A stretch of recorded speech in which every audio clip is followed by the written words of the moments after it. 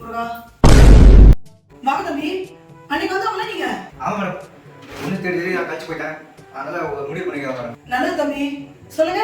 யாருக்காவது வாழ்க்கை கொடுத்துடலாம்னு இருக்கேன். அதாவது இங்கே ஏழை பொண்ணுங்க, படிக்காத பொண்ணுங்க இருப்பாங்க பார்த்தீங்களா, அவங்களுக்கு என் வாழ்க்கையை கொடுத்துடலாம்னு இருக்கேன். போனால் போகுது, அவங்க யாராவது என் வாழ்க்கையை கொடுத்துடலாமே அப்படின்னு முடிவு பண்ணிக்கிறேன் மேடம். யாரு அப்படின்னு தான் சொல்லுங்க மேடம். நல்லது தம்பி, நீங்க சொன்னீங்கல்ல ஏழைங்க படிக்காதவங்க அந்த மாதிரி பொண்ணுங்க தமிழ்நாட்டுல எங்க இருக்காங்கன்னு சொல்லுங்க பாப்போம். என்ன மேடம் சொல்றீங்க? அந்த காலத்துல மலையேறி போச்சுப்பா.